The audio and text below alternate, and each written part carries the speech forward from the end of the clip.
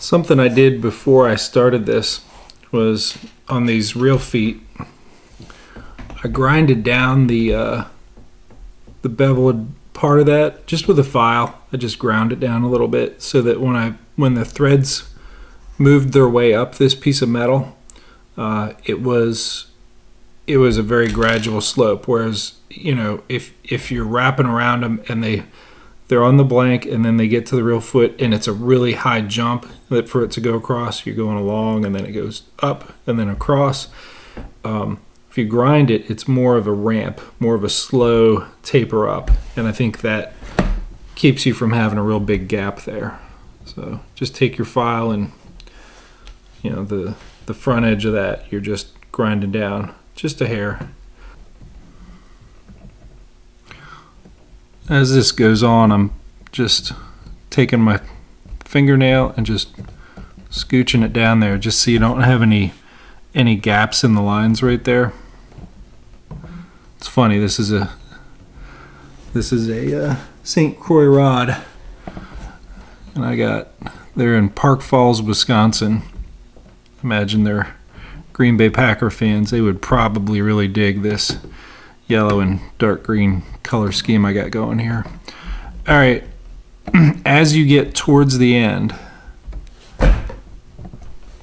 you know, take this little wire doohickey here. That's its official name, by the way.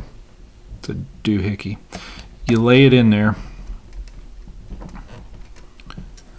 just like that. See how it's in there? And I got the first wrap over there, and I got a loop right here that once I bury it in there, once I get a couple passes over, I'm going to take the tag end and put it through this little loop, and then I'm going to pull this end out. I'm going to pull it under, which is going to take that under these last, I don't know, it's probably going to be about 14 or 15 wraps, and it'll slide it under there, and then I'll just snip it off, and then you can take your lighter and brandish it off or burn it off. That'll, you know, it'll just get the tag end of it and just singe it so it, you know, and you don't want to do it so hard that you cause a burn mark, but you know, the nylon will just kind of curl back into itself. Anytime I'm not explaining something well, or you miss something or don't understand some part of the process, just go to mudhole.com. They got a lot of good tutorials on there.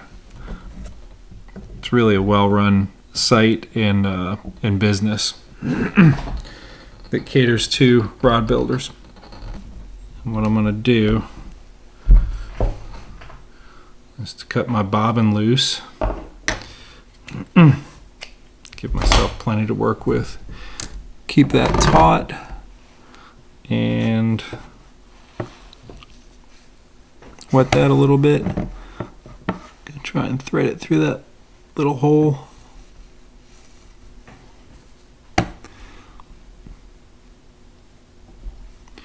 All right, pull that sucker through there. Then I'm sliding it out here. I'm going to draw that in as tight as I can before I go. Alright. Zip. And that's all it does. Comes through there, tucks that in there,